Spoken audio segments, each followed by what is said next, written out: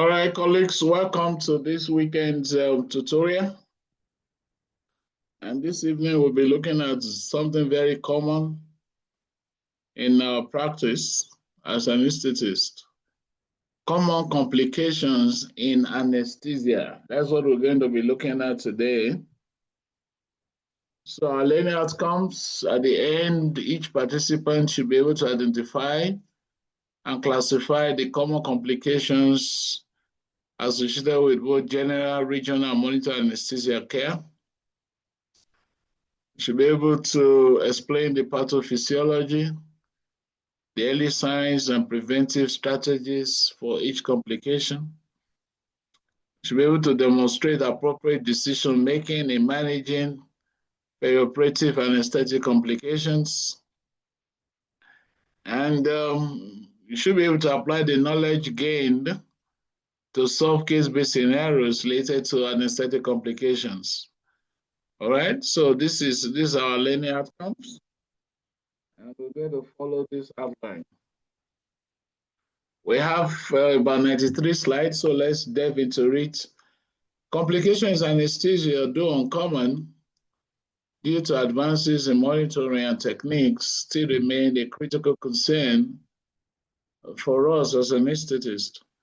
Therefore, we must be prepared to anticipate, recognize, and promptly manage these adverse events when they do occur. So complications of anesthesia could arise from different etiological factors. Number one is human error. Okay, this could be due to unskilled anesthetist or a non-vigilant anesthetist. I've seen a lot of anesthetists when their patients under anesthesia, we're on our phones or read newspapers. All right, very common human error is the fatigued anesthetist, which is usually overlooked, or the absence of a skilled anesthetist, or poor patient preparation. I remember Professor Kolawole used to tell us those days, no matter how skilled you are as an anesthetist, always insist on having a skilled assistant. Okay, there's no heroism. So the absence of a skilled anesthetist could lead to the incidence of complications, which are usually avoidable. All right, another reason why complications of anesthesia do arise is equipment failure. This could include the failures of the breathing system, airway devices, and gas supplies. And sometimes malfunction. You can imagine you've paralyzed the patient and you just want to do laryngoscopy and boom, the light is off. All right, at that critical moment, okay, malfunctioning equipment, you can run into anesthetic complications because of it. Another cause is presence of coexisting diseases, comorbidity. Patients who are poorly controlled, especially hypertensive or diabetic patients, all right, would most of the times come down with complications. So it's important for us to ensure, especially for elective procedures, that our patients are optimized, all right, for anesthesia. I tell my colleagues, junior colleagues, do not allow surgeons to push you to put a patient under anesthesia, because when complications do arise, I don't know how many of you have witnessed it, they will just fold their arms and leave you to struggle with the patient. So for elective procedures, even for some emergencies, there are certain optimization you can do to ensure safe anesthesia. Right, so there are different classifications: airway complications, respiratory complications, cardiovascular complications, neurological, temperature-related, drug-related, and positioning injuries. So let's go into some of these complications in details. Airway complications. All right, so quickly, let's do this. I hope we're ready for this case-based scenario. A 35-year-old male undergoes elective inguinal hernia repair under general anesthesia, and during emergence, as you attempt extubation, The patient develops inspiratory stridor, chest retractions, and rapidly desaturates to 84%. There's no capnographic waveform and no chest rise is noted. So what is the most appropriate initial management for this patient? Anyone? Anybody? B. Okay. B. B. Okay. Do we all agree it's B? Yes, sir. Yes, B. sir. Yes. Okay. Yes. Number two, a 68-year-old woman with a history of diabetic gastroparesis undergoes emergency laparotomy. Despite pre-oxygenation and rapid sequence induction, during intubation, she is coughing violently and gastric contents are seen in the oropharynx. Post-intubation, she develops bronchospasm and desaturation. What is the most appropriate immediate step in her management? Quickly.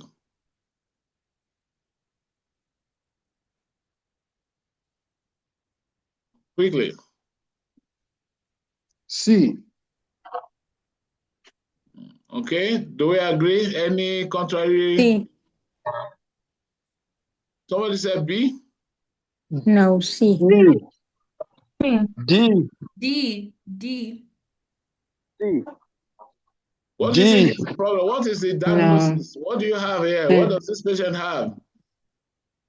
Spasms. Are you sure? Regurgitation. Pneumonitis. Neuropharynx. What do you think? Pneumonitis. Regurgitation plus or minus Aspiration. aspiration. Yes, aspiration Aspiration pneumonitis. pneumonitis. Aspiration pneumonitis. So what will you do? Quickly. You start antibiotics. Well, first of all, suction. So, the suction. Placing. So you need to suction, put in reverse prenal, and then suction C. as much as. Yes, all right. Do we agree the question? The answer is C? Yes, sir. Yes, sir. Yes, no. Okay, let's go. Number three. Yes. A 45-year, excuse me.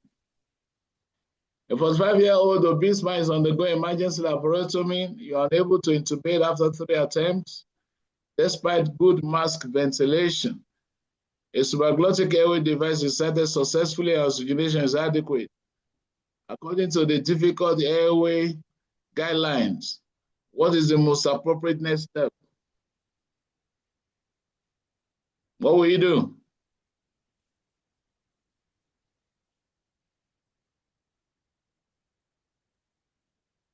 Wake up the patient. Wake up the patient. Wake up the patient. A. Some people say A. C. Wake up the patient. Okay, if you are for A, explain your answer. If you are for C, explain your answer. I'm for A, and this patient is undergoing laparotomy. There will be likely handling of the guts. So we may risk regurgitation and aspiration. Therefore, because we've had failed attempts at intubation, I think we should wake the patient up and prepare for the surgery for another day. Okay, those people that go for A, I go for C because I went for C because the patient has risk factor. He's an obese patient coming for emergency laparotomy, which is at risk of aspiration. Now, from the Difficult Airway Society guideline, it states that the at Plan B, also a Plan C, the goal is for oxygenation. So, and that was successfully done by inserting a supraglottic airway device. So the next step is for the patient to be woken up. Okay, Since go to people from C. Some people say A. Any reason why you're choosing A? Or you have changed your mind? An emergency. Okay, go ahead. So this is an emergency laparotomy. That Yes. shows that the case needs to be done. It can't be postponed. Okay. Therefore, I go with A. Surgery need to be continued without supraglottic airway. And in addition to what he has said, I believe the airway is already We lost you. secured, and depending on the type of supraglottic, can you hear me? Yeah, we can hear you now, Paula. Okay, sir. So, depending on the type of supraglottic airway device used, we can still suction the oropharynx as well. And since it's an emergency case, the airway is already secured. We can oxygenate and ventilate the patient, so we can go ahead with the surgery. How well does the supraglottic airway protect against aspiration, regurgitation occur? Not so well. It doesn't, sir. This patient is obese, all right, and is going for laparotomy where there will be handling of the guts. So the risk of regurgitation is high. Will you change your mind? Will you wake up this patient and replan your anesthetic technique? I think I'll change my mind. But Chief, change the mind and use video what if we're using an intubating LMA? Intubating LMA is to help you intubate. All right? Okay. So yeah, I stand with D. Sorry? I stand with D or perform a cricothyroidotomy because already you've been told this is an emergency laparotomy, meaning that case needs to be done. And us having a supraglottic airway, I think it's just there to help us to oxygenate the patient as we are preparing for a surgical cricothyroidotomy.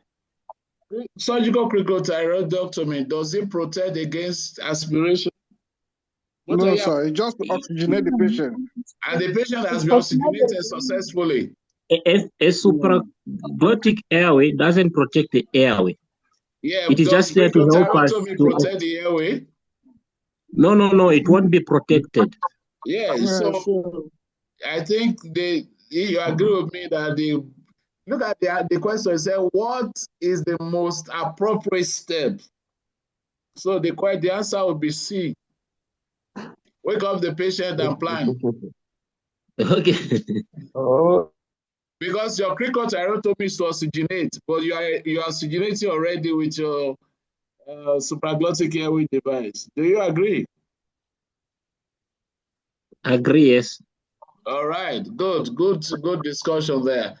Number 4, a 50-year-old male is intubated for appendectomy.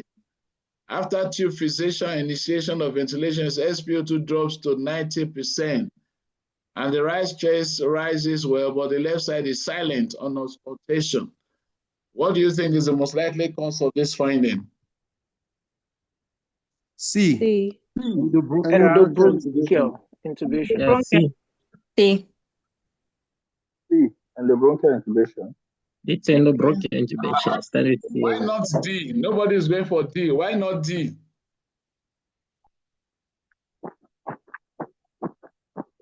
Why not D?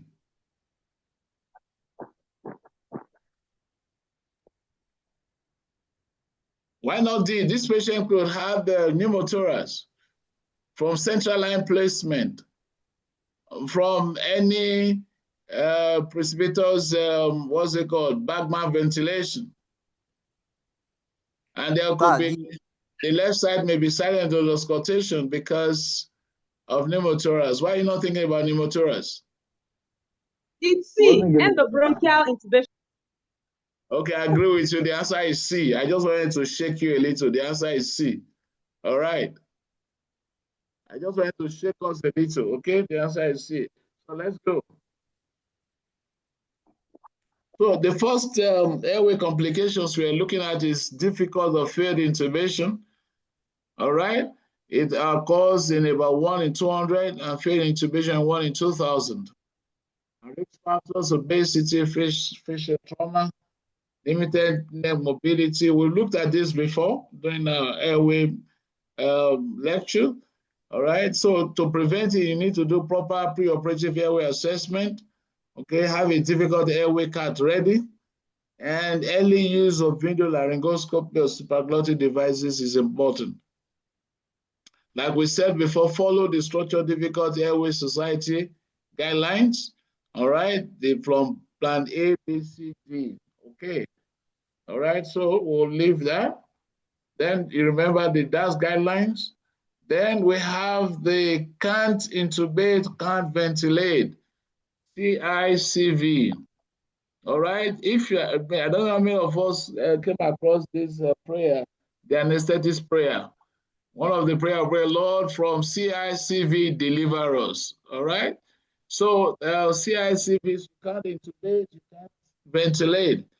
Commonly seen in cases of unanticipated difficult airway with difficult laryngoscopy and difficult endotracheal intubation in a patient who has been paralyzed.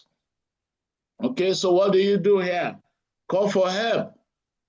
All right, oxygenate the patient by any means possible. Wake up the patient if the surgery is not a dire emergency. All right, you may obtain surgical airway if you can't oxygenate. So the important here is you want to make sure you oxygenate, like what we had from Dr. Adesina the other time. Failure to intubate will not kill the patient. It's failure to oxygenate. Sometimes you can't ventilate, but you can do apneic oxygenation. So by all means, you want to get some oxygen into the patient. So laryngospasm is what I'm choosing here. For each of the complications, I'm choosing one to deal with. So laryngospasm, I don't know how many of you have seen laryngospasm or bronchospasm. It's a nightmare. So laryngospasm is an involuntary spasm of the vocal cords leading to complete or partial airway obstruction. And common causes include spasm. Remember spasm? Surgical stimulation under light anesthesia. Those days, surgeons will ask you, can I start? I don't know if they still do that now. All right, I keep telling my colleagues, younger colleagues, in the OR, you are the safety officer. All right, you tell your surgeons to start when your patient is ready. Surgical stimulation under light anesthesia can provoke laryngospasm, pharyngeal secretions, if the patient aspirates material secretions, and when you are even yourself manipulating the airway under light anesthesia. For instance, your patient, all right, you've given your muscle relaxant, you've not allowed it to walk, and you are doing laryngoscopy, you are trying to force the tube into a closed vocal cords, you can stimulate spasm, laryngospasm. All right, there's no way air will enter that place because there's a reflex involuntary closure of the vocal cords. Okay, so how do you manage this? Spasm, succinylmetonium. All right, we break your spasm. Pharyngeal suction, you want to suction because secretions, aspirated materials could cause it. You want to deepen anesthesia, all right? And there's what they call the spasm notch pressure or the last point. Okay, monitor oxygenation and give 100% oxygen with your CPAP. Okay, now let's look at this. I don't know how many of us have seen this picture before.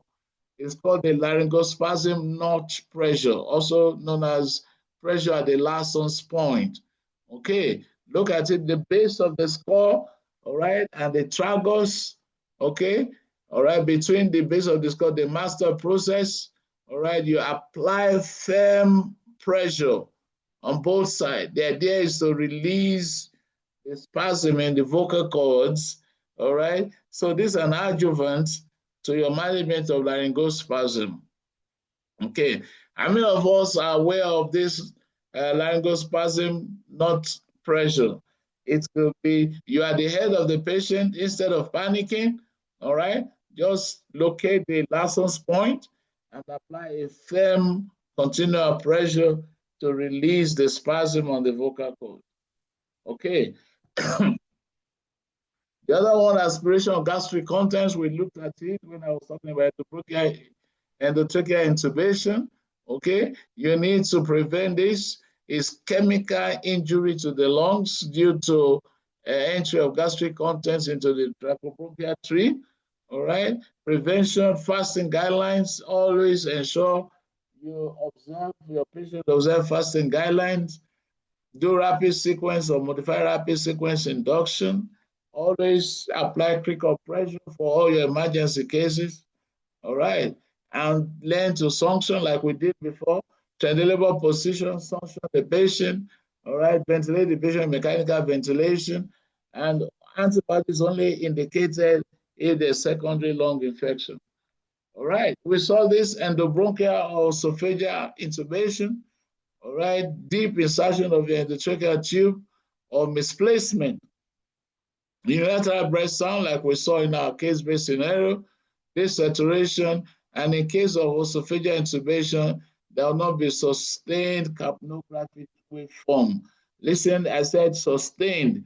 What does that mean? Sometimes when you do esophageal intubation, maybe the patient has just taken carbonated drinks, you can have your capnograph waveform rise, but it won't be sustained. So sustained waveform or your capnograph is the gold standard, all right, for ensuring correct placement. So how do you do this? You withdraw the ETT, all right, and they reassess. Then you confirm the capnograph with capnograph and bilateral chest rise. I hope you still remember the hyperco mnemonic that we talked about in the lecture of endotracheal intubation. Now, commonly we have the negative pressure pulmonary edema. All right, this arises from forceful inspiratory effort against a closed glottis. All right, when the patient is trying to, breathe, all right, during laryngospasm, you can have negative pressure pulmonary edema, or the patient bites on the tube.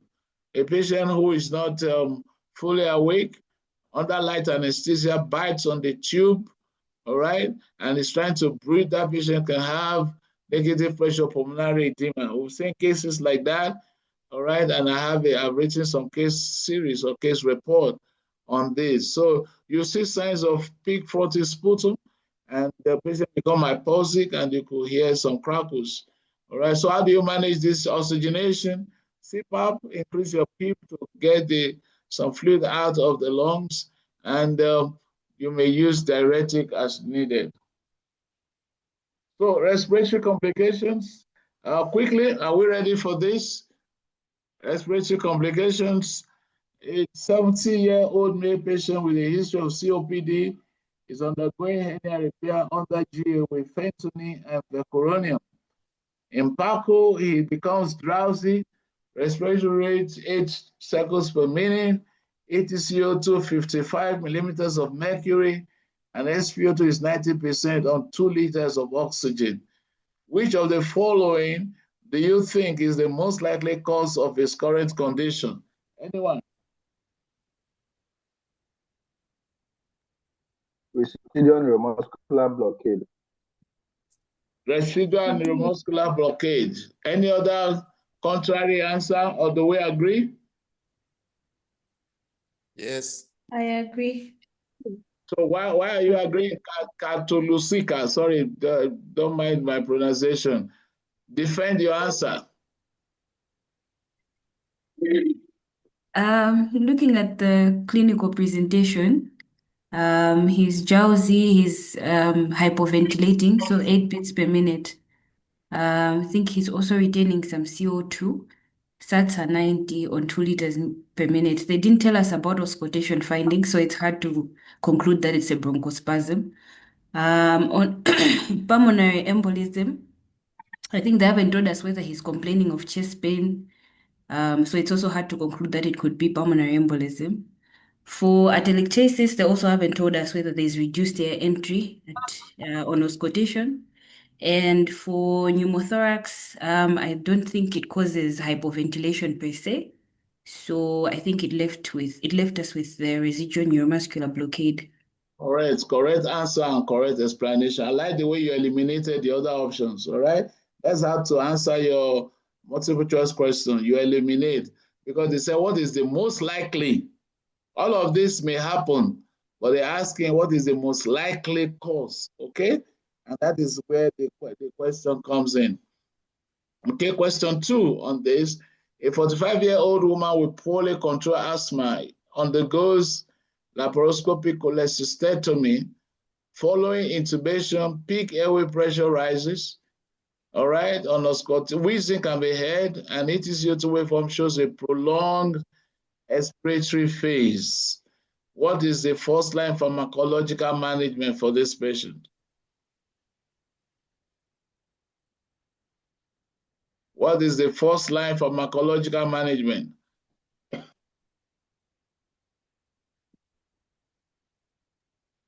Anyone? I'm tied between IV aminophylline and inhaled salbutamol. You are what? I can't hear you. Inhaled salbutamol via the inhaled salbutamol via the anaesthetic circuit. C. Okay. Any other person with contrary answer? So what do you think this patient is having? An acute asthmatic attack. From acute asthmatic attack. So how do you prevent this from happening? Look at the question.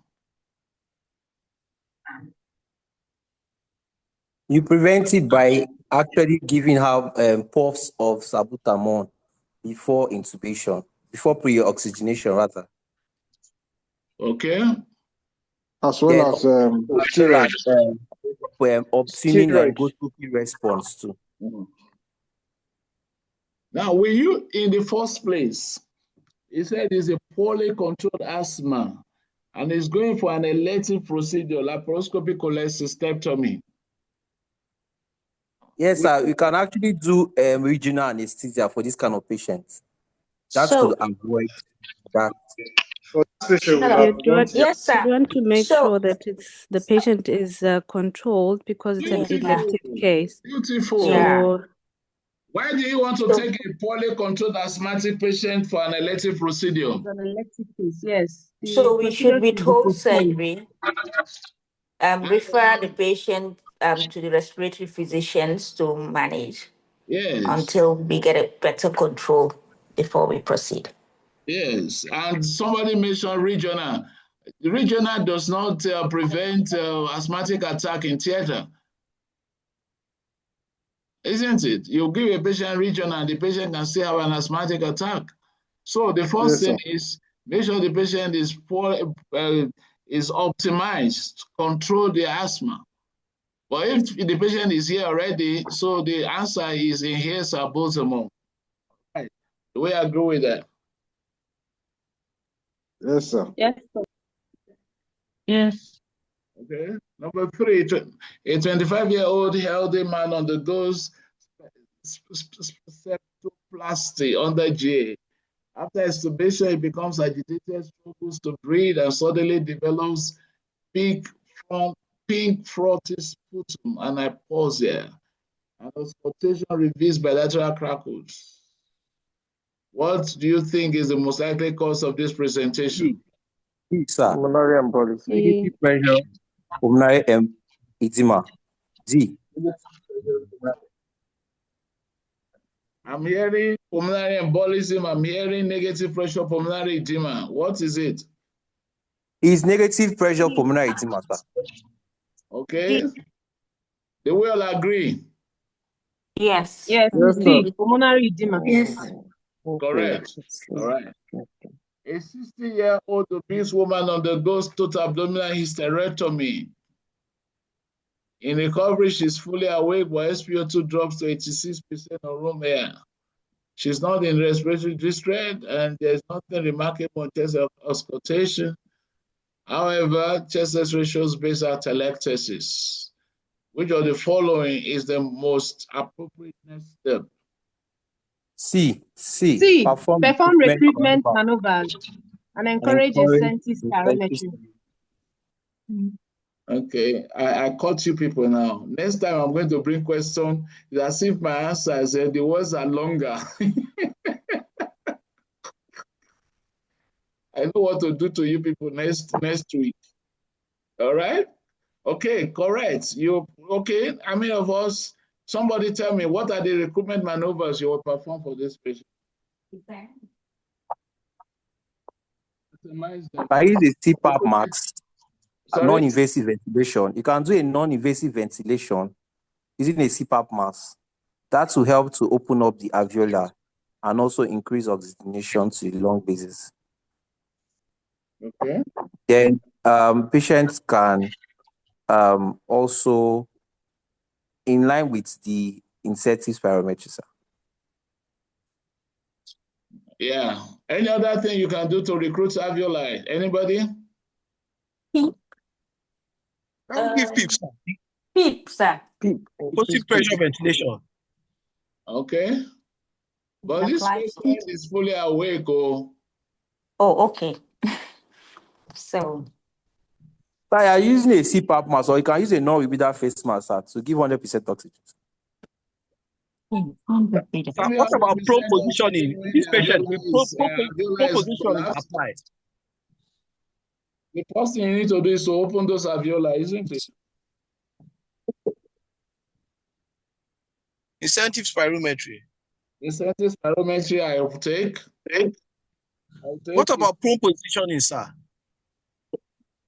Prone positioning only in severe cases. In severe cases of refractory hypoxemia, severe atelectasis, I will recommend prone position for this patient that has just had total abdominal hysterectomy. Will you? ECMO, sir. ECMO is no. ECMO is a stopgap, is for severe. I won't do ECMO here. What are the bedside recruitment maneuvers you will do for this patient? That's what I'm asking. Do you have ECMO in your center? No. So what are the recruitment maneuvers you will do? The patient should be on 45-degree head up. Then patient can actually have a CPAP mask or use a non-rebreather face mask to give 100% oxygen. That will also help too. Then patient also will be asked, patient will be asked to breathe in and out, take deep breath and out. So as to this is your CPAP machine. What kind of pressure? That's what I'm looking for. I'm looking for increased pressure between 35 to 40 millimeters of mercury with your rebreather mask or your CPAP mask or your CPAP machine. Then you can do bag. You can squeeze your bag, all right? Use your amber bag and squeeze your bag, wait for some time and release and recruit. Those are bedside recruitment maneuvers I'm looking for. Do we understand that?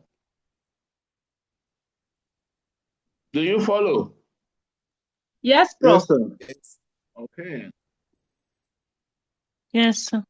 So, Prof, can we also tell the patient to blow on a balloon? Yes, it can. That is part of incentive spirometry. That is our bedside incentive spirometry. It can blow.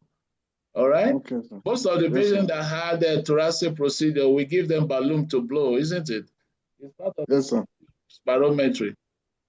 All right. Okay. Okay. So, all right. So respiratory complication ranges from hypoventilation, inadequate alveolar ventilation leading to retention of carbon dioxide. All right. This can be due to residual neuromuscular blockage, like we saw in our case-based scenario, opioid overuse, or patient with obstructive sleep apnea. Okay, so clinical signs, you can see respiratory rate. The other one was 8 cycles per minute, shallow breathing with CO2 retention and SpO2 going down. So if it's a case of, if you've given this patient opioids, you want to use naloxone. All right, how do you use naloxone? Anybody, quickly, how do you give your naloxone? To reverse, anyone? 0.15 microgram per kilo. Sorry? 0.15 mics per kilo. Okay. And then you can repeat that. Okay. What are you be looking for what are you looking at for when you're repeating? The respiratory rate. So you don't want to reverse your analgesia. Beautiful. That's what I'm waiting for. Yes. Yes. Yes, because a lot of times people, you give your naloxone, what you want to reverse is your respiratory depression. Okay, all right. So you monitor with your capnography and neuromuscular monitors. Which neuromuscular monitor will you use here? Anyone? Trainer 4. Trainer 4 or trainer 4 ratio. Okay. And what are the bedside signs of adequate recovery from neuromuscular blockage? Six bedside. Quickly, anyone? Oh, okay. So in theater, if you don't have nerve stimulators, how will you assess your patient has adequately recovered from your neuromuscular blockage? So if they are making about 10 mils per kg of tidal volume, 10. How will you know that? From your anesthesia machine, you should. Okay. And then sustain head lift. Sustain for about 5 seconds. Sustain head lift 1. Yes, sir. Sustain hand grip for about 5 seconds. Hand grip. Okay. But again, there are 6 of them. Okay. Swallow. If they swallow. Sorry? Not sure about this one. Number 1, sustain head lift for 5 seconds. 2, tongue protrusion. Tell the patient to produce tongue, isn't it? Number 3, firm hand grip. Number 4, sustain leg raise. Number 5, sometimes eye opening. We use eye opening, but some patients who are still drowsy can open their eyes, so we don't use that. And you look at the tidal volume from the residual bag, reservoir bag. Okay. Do you understand? So when we started training, we didn't have a nerve stimulator. So we're using these clinical ways to assess for adequacy of our reversal. Okay. Do we understand that? Yes, sir. Okay, let's go. We have a long way to go. We have 93 slides. We are seeing 26. Okay, I pause here. Okay, this could be due to hypoventilation, atelectasis, like what we did. You give 100% oxygen, you do recruitment, okay, and you treat underlying cause. Bronchospasm follow the same normal of laryngospasm. Pneumothorax. All right, so this is presence of air in the pleural space, all right, leading to partial complete collapse of the lung. All right, this can result from barotrauma during your IPPV or central line insertion. It could be a surgical trauma, okay? And this is important, so there will be sudden desaturation, and if we go into tension pneumothorax, you can have hypotension. Offset breath sounds on one side, and that's why I was trying to make you think about that case-based scenario we saw, and you'll have high airway pressure. What do you do here, especially if this patient is in tension, all right, with hypoxemia, with hypotension? You want to do immediate needle compression, okay, before you insert your drain, intercostal drain. So who can tell us? Let me show you this last one, okay? This is needle decompression, all right? And this is a very good skill for everybody, okay? Some people are just disturbing us. Please, can you mute your mic, please? All right. So before I do this, quickly, who can describe how you would do needle decompression? I think I've shown it, but let me see if somebody can tell us. You have done needle decompression for tension pneumothorax before. How do you do it? Quickly.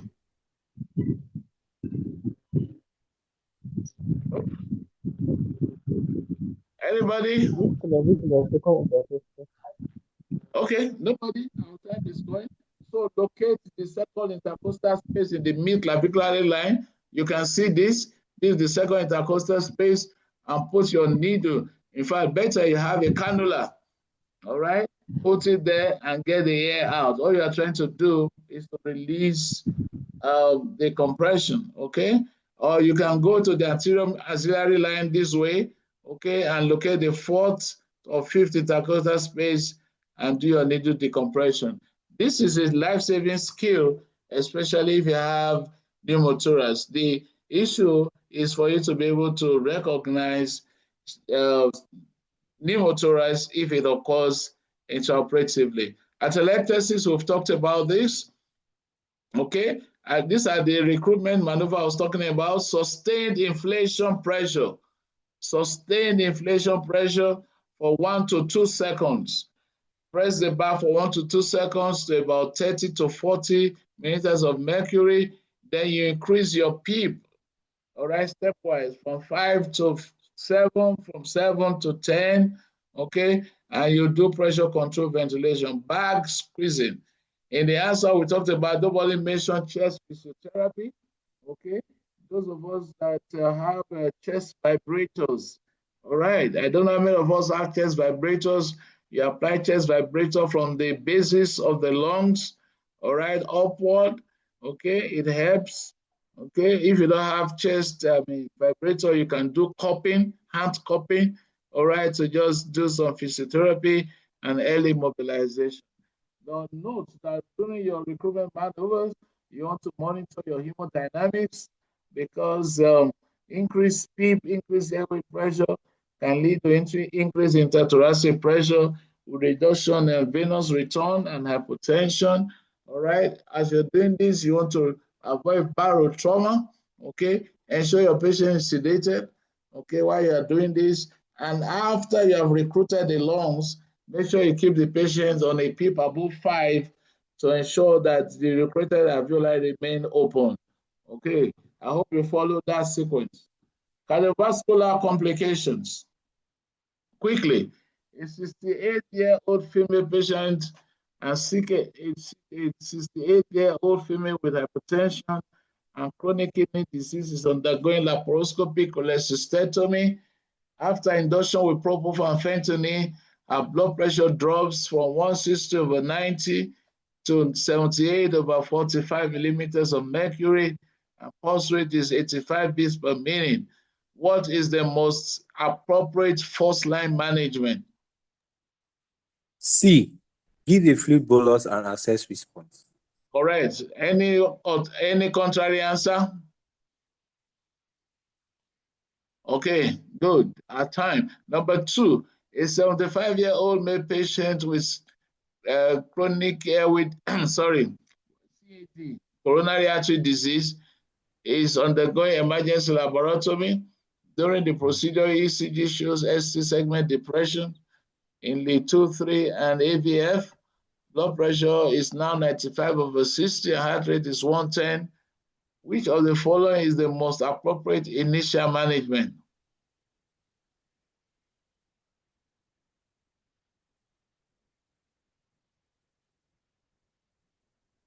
Quickly.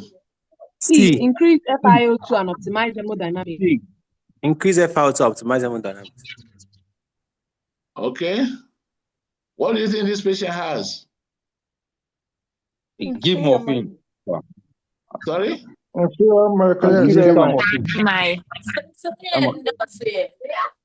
Is it ischemia or infarction? Ischemia. Yeah, is this an inferior myocardial ischemia? Okay. Ischemia, yes, sir. All right, so you want to see his correct answer, all right? Or do you want to stop surgery and quickly call for the cardiologist? No, sir. Okay, good.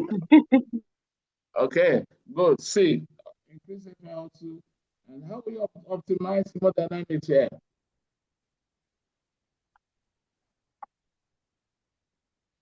How will you optimize hemodynamics?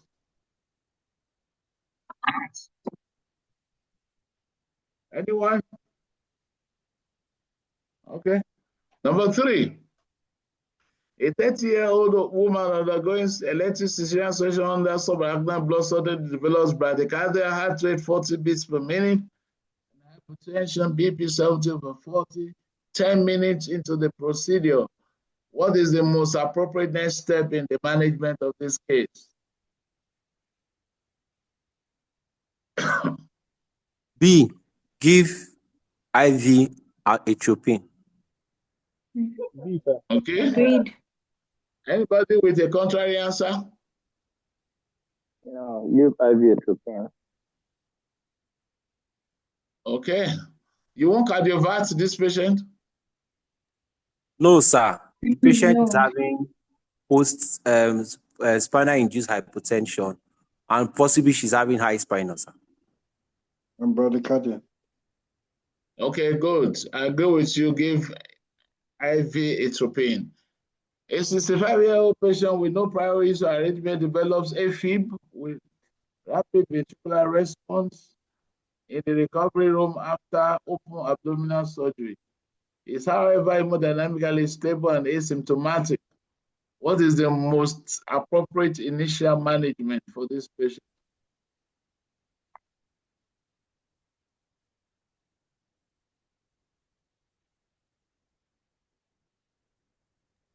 Hey guys. C. Chemical cardioversion. Give IV adenosine. C or B? Which one are we doing? B, start IV amiodarone. B. Observe C. without IV adenosine. E. Observe without intervention. Yes, sir. No C, way. sir. This patient had a rapid ventricular response. So we give IV adenosine. Adenosine. IV Sorry, sir. adenosine. It's B. IV amiodarone. IV The answer amiodarone. is B. IV Oh, amiodarone. Ah. The answer is B. Adenosine is for SVT. Okay? Okay, sir. Right? SVT. Okay. All right. So hypotension, we know the causes. All right, it will be due to your induction agent in case of GA or neuralgia, anesthesia, sympathectomy. It will also be due to hypovolemia or blood loss, sepsis, cardiac infarction. Cardiac dysfunction. Right, so reduce depth of anesthesia, bolus, all right, vasopressor. In case of spinal induced, which one will you prefer, adrenaline or phenylephrine? Anybody? And why?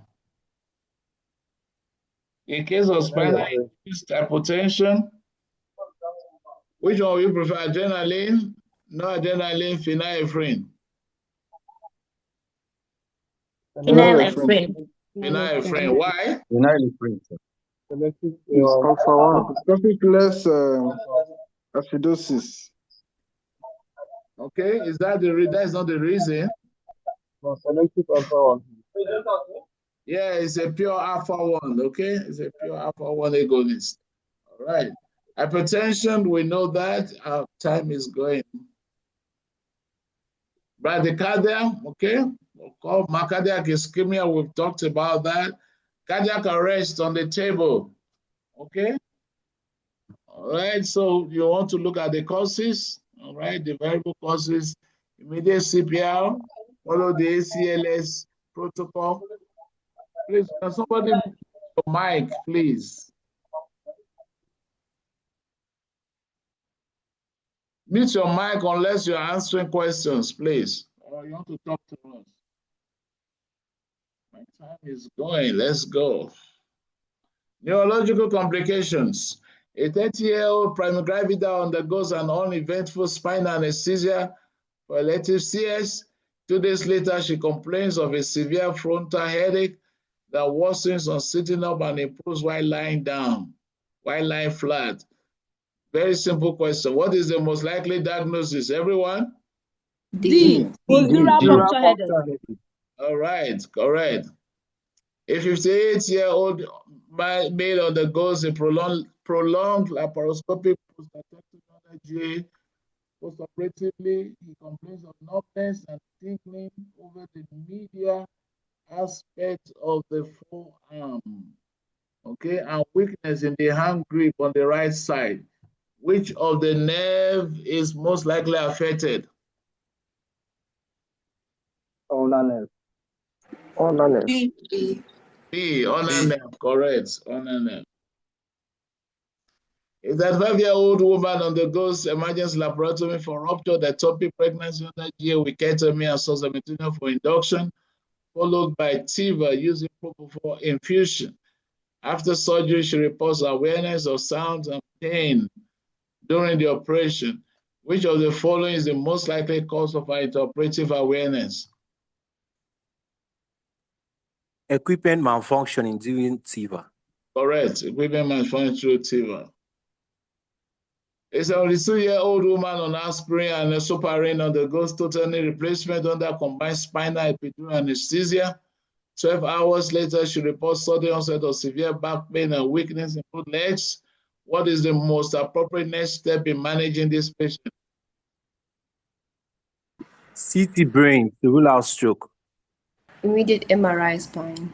Immediate MRI spine, correct. Why are you talking about immediate MRI spine? Well, we're suspecting epidural hematoma. Hematomas. Epidural hematoma is beautiful. Correct answer. Correct answer. Okay, so let's see this. Okay, let's look at delayed recovery from anesthesia. All right. Normally, your patient after anesthesia should wake up within 15 minutes. But if the patient fails to regain consciousness within 15 minutes after completion of anesthesia, we say this patient is having delayed recovery. All right, remember that there are different phases of recovery. The causes include hide. The patient is still hiding under anesthesia. All right, that's my mnemonics. Patient is still hiding under anesthesia. So this could be due to heavy pre-medication. Patient could be hypoglycemic. It could have hepatic disease or hypothermia. There could be intracerebral hemorrhage or increased length of anesthesia. D, the patient may have drug overdose. Or E, enzyme abnormality, electrolyte derangement, or like hypokalemia and hypomagnesemia, or elderly patient with poor clearance of the anesthetic agent you have used. Okay, postural puncture, we've talked about this before. So when under anesthesia, this is the ability of a patient to recall intraoperative events during anesthesia. All right, it occurs in about 1 to 2 per 1,000 GA cases. Risk factors, when you think about awareness, think about aware. When you give a light anesthesia, in what cases will you deliberately give light anesthesia? Anybody? Give me some cases where you give light anesthesia. Examination under anesthesia. Multiply injured patient. Polytrauma, multiply injured patient. Okay, why will you give light anesthesia? Rupture. Sorry? Uterine rupture. Obstetric hemorrhages. Those obstetric hemorrhages. Okay. Okay. In obstetrics too. Yes. Especially, yeah, before the delivery of the baby, a lot of times we don't give. Beautiful. What about in case of hypovolemia, hemorrhage, and all that? Okay. Patients with hepatic or renal diseases. Yes, yes. These patients are prone to have awareness, so you should be all right. Look out for this patient. Patient with weak cardiac reserves, ASA4 patient. Patient with relaxant use. Why will relaxant use cause awareness? Anyone? The use of muscle relaxant, how will it cause awareness? Anyone?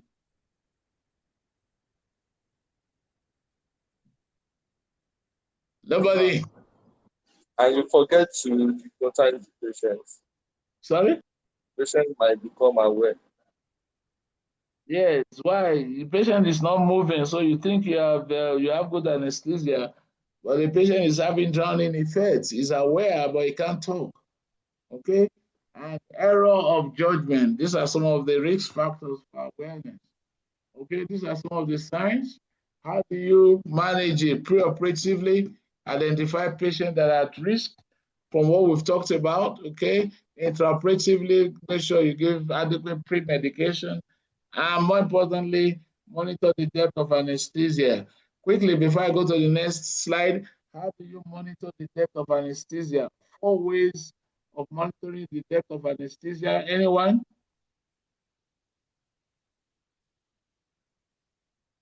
Use the bispectral index, sir.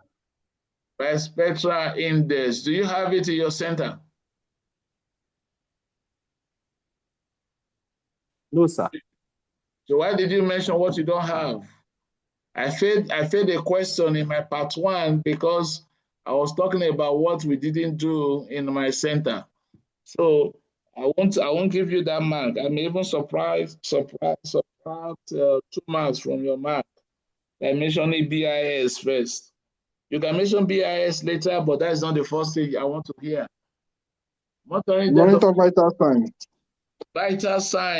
Vital signs, all right, autonomic changes in vital sign, number 1. Number 2.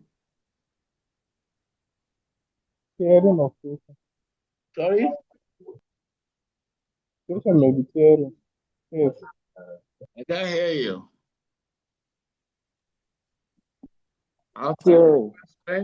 Okay, these are some of the ways you monitor autonomic changes. Isolated forearm technique, okay? And those of you who have means of doing spontaneous electromyography, okay? Lower esophageal contractility and heart rate variability. Then you talk about BIS, biceptal index, or your auditory evoked potential. All these are derivatives of your EEG. Temperature related, quickly, our time is gone. A 55-year-old woman undergoes open hysterectomy under GA. Post-op, her cuff temperature is 35.2 degrees centigrade. Heart rate is 1/2 beats per minute, and she's beginning to shiver. Which of the following is the most appropriate initial management? Quickly. Apply active force airway warming. Beautiful, correct. Apply active force airway warning. Okay, number 2. A 19-year-old may undergo emergency appendectomy under GA with SIVO and suspectonium, develops sudden tachycardia, muscle rigidity, rising ATCO2, and temperature spikes to 39.5 degrees Celsius. What is the first-line pharmacological treatment? IV dantrolene. Correct. Malignant hypothermia. Malignant hypothermia, sir. Is that what you apply? No, sir, that's the diagnosis. You use IV dantrolene, sir. Yes. A 75-year-old may be when COPD is posted for hip arthroplasty under spinal anesthesia. The theater temperature is 18 degrees centigrade. It's being given a cold IV fluids and no warming devices are applied.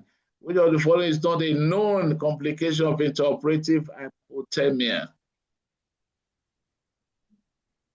C. Increase surgical site risk infection. Hyperkalemia and seizures. C. C. The answer is C. Hypothermia can cause increased surgical site infection risk. Okay. Yes, so the answer is C. A 60-year-old man in post-anesthesia care unit after laparoscopic cholecystectomy is shivering and mildly hypothermic. SpO2 is 95% on nasal cannula. What is the best reason for treating post-operative shivering? C. It increases oxygen consumption and demand. C. Okay. C. Does it not delay discharge from PACO? It does, sir. Is it not psychologically distressing? It is, sir.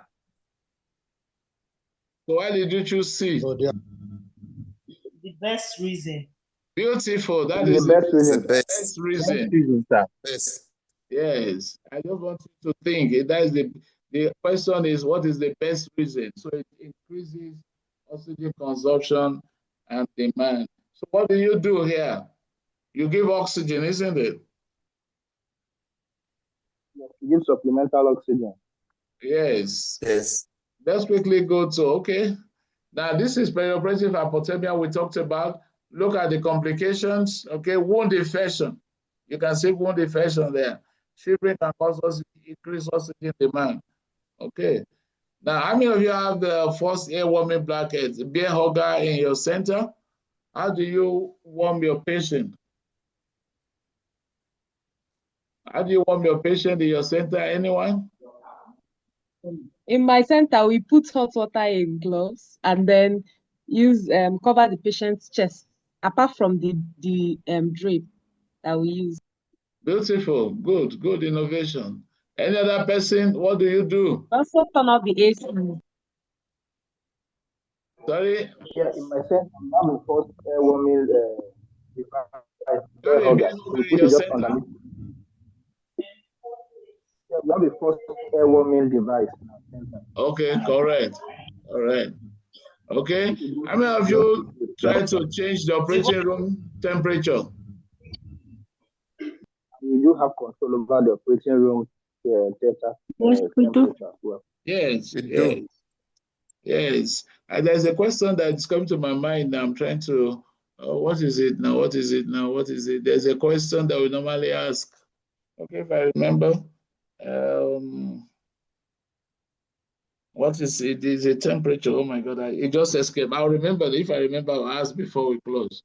Okay, malignant hypothermia is a rare life-threatening pharmacogenetic disorder of skeletal muscle, all right, which is triggered by certain agents in anesthesia, leading to uncontrolled hypermetabolism, muscle rigidity, and rapid rise in core temperature. All right, this is usually caused by deficit in ryanodine receptor on the sarcoplasmic reticulum. All right. Okay, so clinical features, rapid increase in ETCO2, all right, hypothermia, muscle rigidity, tachycardia, tachyarrhythmias, metabolic and respiratory acidosis, hypokalemia, rhabdomyolysis leading to myoglobinuria. All right, so the diagnosis is primarily clinical, all right. Capnography will show you a rapid rise in ETCO2, and you can do a confirmatory test after the acute setting, okay, especially using caffeine halotene contracture test, or you do the ranitidine gene testing. Okay, so how do you manage? Stop the triggering agent, all right, halotene, sozapetonium, and all that. How many of you have dantrolene in your theater? Anybody with dantrolene in your theater? All right, it should be part of our emergency trade, okay? Dantrolene should be there, okay? You cool the patient, treat arrhythmias, and all that. So this is, okay. Data family history to prevent it, use non-triggering agents, especially in epic susceptible individuals. Make sure that dantrolene is available mandatorily in all facilities offering general anesthesia. How bad is MH in our setting in Africa? Anybody? Have you ever witnessed a patient with MH in your practice? Yes, we witnessed one in my center. I've never witnessed. No. Where is your center, Innocent? Crest Hospital, Abuja. Okay. Do you have dantrolene now in your facility? Yes. Well, no, not yet. I think we're trying to procure one to make it readily available. So how did you manage the patient? Tell us your experience. It was a 2-year-old child undergoing a tonsillectomy. So intraoperatively was normal. Induction of anesthesia was routine with IV propofol, then maintained with inhalation and then also relaxant. Then what 1 hour did you use? Sevoflurane. Okay. Yes. So about 40 to 50 minutes into anesthesia, we noticed that the end-tide had begun to increase as high as 75 and all of that. And then the temperature, because we have a temperature monitor incorporated in a multi-parameter monitor. Temperature also began to rise to as high as 38. So we quickly had to abort, almost finish the surgery, just asked the surgeon to pack, and the child was taken to the intensive care unit immediately. Active cooling was instituted and all of that, and the other supportive care, basically. So we did, and we were able to get around it. All right, great job. So the patient made it out of ICU? Yes, sir. We made it out of ICU. And we took samples for other investigations, yes, and which came out quite diagnostic of NH. So what diagnostic test did you do? The CHCT? Yes, CHCT. Okay, good. So you use sevoflurane to maintain anesthesia in Abuja or for induction? Yes, sir. Yes, sir. To maintain anesthesia. We can use it to induce also, and also to maintain. It's very expensive. Why don't you use to maintain and you change to induce? See that crest. We have isoflurane. So routinely we use in children that we do inhalation, and we use SIVO to induce and then maintain with inhalation with ISO. Yes, that is a thing to do. Correct. Did you write this case? Did you publish this case? No, not yet, sir. We want to. You must. You are in Abuja, National Hospital. No, Cedar Crest Hospital. Oh, Cedar Crest, okay. Who do I know in Cedar Crest? I used to know one of my guys who was in Cedar Crest died some years ago. Who again is in Cedar Crest now? All right, please make sure you write it, okay? Well, our time is gone. Post-anesthetic shivering is something I wanted us to talk about. Okay. Our time is post-operative nausea and vomiting. The 4 Fs. Okay, let me give you something to talk about. Okay, look at this question quickly on PONV, then we close. A 35-year-old female non-smoker is scheduled for laparoscopic cholecystectomy under GA. She has a history of motion sickness. There are no other comorbidity. 1, list 4 patients of procedural risk factors for PONV in this patient. Quickly.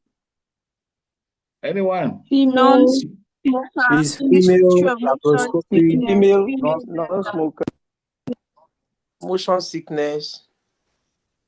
Beautiful. So female, 1, non-smoker, 2, laparoscopic, 3, then history of motion sickness, 4. Correct. Do you know the 4 Fs of patient factor? 4 Fs? Female fat 40.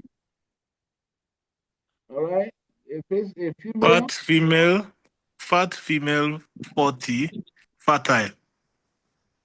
What is fertile? I didn't hear. First time. Fertile, fertility. Fertile, yes. 40. They must be fat. All right. And yes, fertile. Okay, what scoring tool is commonly used to predict PONV risk? 40 5 times. What is the common scoring tool for AFL score? AFL score. Tell me, what is AFL score? Anybody AFL score? What is AFL score? What does it comprise of? It uses 4 risk factors, and each score is attributed a point of 1. So the female gender, non-smoker, history of PONV or history of motion sickness, and then use of opioids. Beautiful. Intraoperative. Beautiful. Paula, where are you from? Which center are you from? Gariki Hospital, sir. Okay, good. All right. So name 2 modifiable anesthetic factors that increase the risk of PONV. Anybody? Name 2 modifiable anesthetic factors that increase the risk of PONV. Inhalational agent. Use of opioid. Opioid, yes. Inhalational agent, I will take, yes. Inhalational agent. I will take inhalational agent, okay. Which other ones? Induction agent like ketamine. Induction agent like ketamine. Okay, what about maintenance agent? Etomidate. Etomidate is an induction agent. Nitrous oxide, isn't it? How many of you see how Nitrous oxide.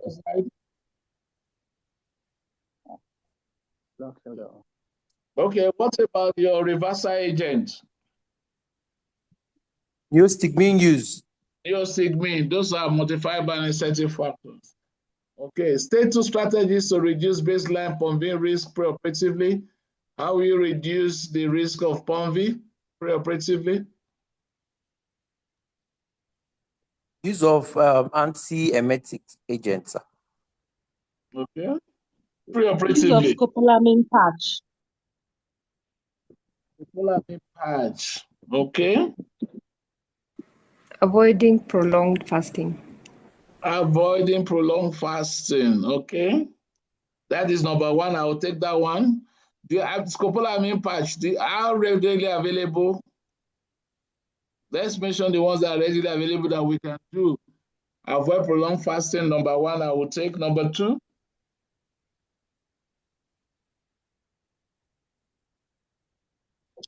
You can give dexamethasone. Antiemetics, yeah, you can give antiemetics. Which one will you give? Ondansetron. When will you give it? When will you give it? Pre-induction, after induction, or post anesthesia? Before extubation, give ondansetron. Okay. What medication can you use before induction? We can use dexamethasone. Dexamethasone. Correct. So if our AFE score is 4, what is the approximate risk of developing PONV here? 100%. About 80%. Above 80%, correct. Above 80%. All right, that means that she's a female, number one. She's a non-smoker, number two. Number three, there's opioid use. And number four, what is the number four now? What is the motion sickness? Motion sickness. History of motion sickness. Laparoscopic surgery. All right, so she has more than 80% risk of developing PONV. And this is the kind of patient you will initiate preventive or prophylactic antiemetics. Okay. Number two, a 60-year-old man undergoing urological surgery developed nausea and vomiting 2 hours post-op. He received morphine and inhalational anesthesia. List the primary brain center responsible for nausea and vomiting. Anybody? Quickly. Chemoreceptor trigger zone. Okay. CTZ. Okay. Where is it? Central chemoreceptor trigger zone. Okay. Number two, name 3 key neurotransmitters involved in the emetic pathway.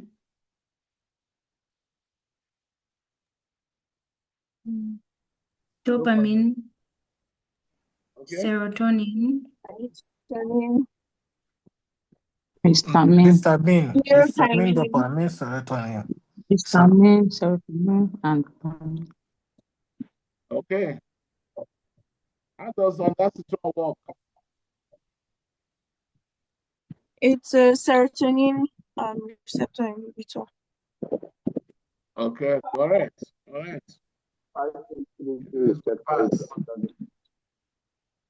A 25-year-old female with a prior history of PONV is undergoing elective gynae surgery. She has an AFE score of 3. What is her predicted risk of PONV based on AFE score of 3?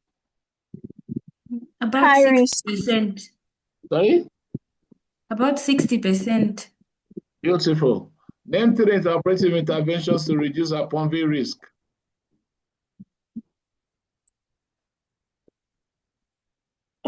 Minimize or avoid opioid use, avoid the use of nitrous oxide.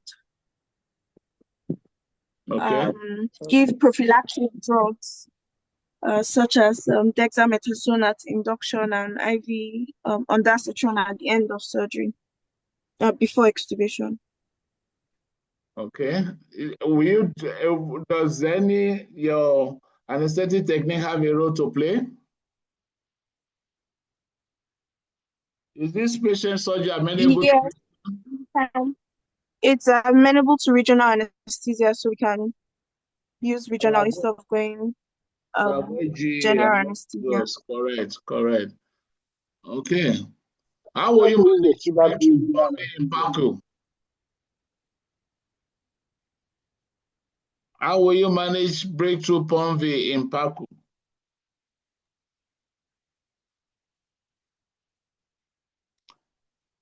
Anyone?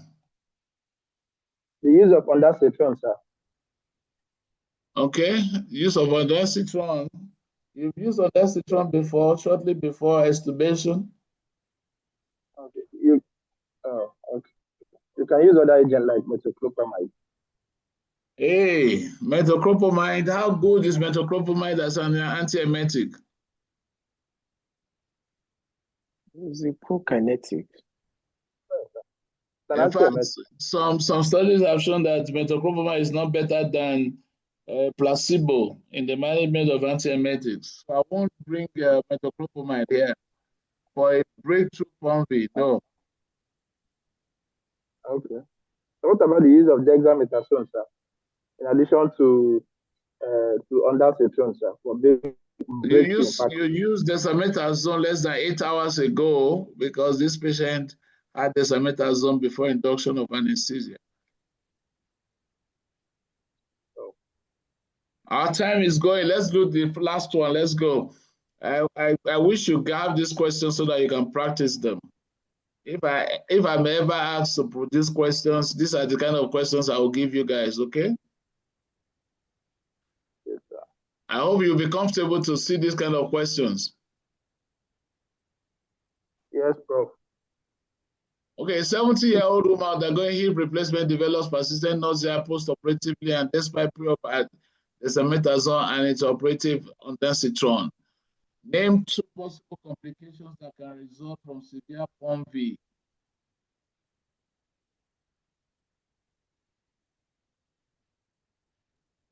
Anyone? 2 possible complications? Aspiration pneumonitis. Aspiration. Okay.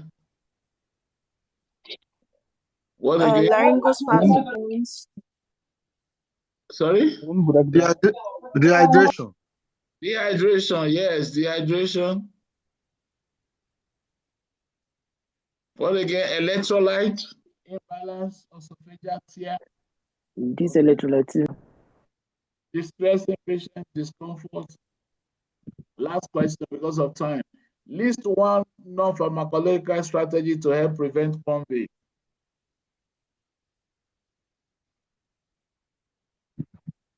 Non-pharmacological strategy. Aromatherapy. Avoidance of prolonged fasting.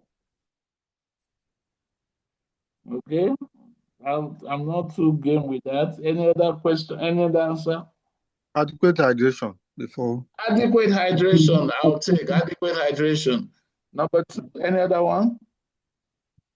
The ones that Chinese people use. Acupuncture. Acupuncture, correct. Aromatherapy, oxygenation.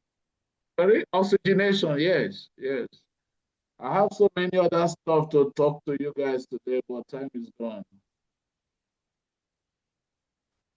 Latex allergy, oof. Positioning injuries.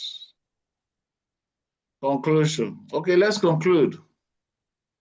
Anesthesia-related complications, though often preventable, can range from minor to life-threatening and involve various systems.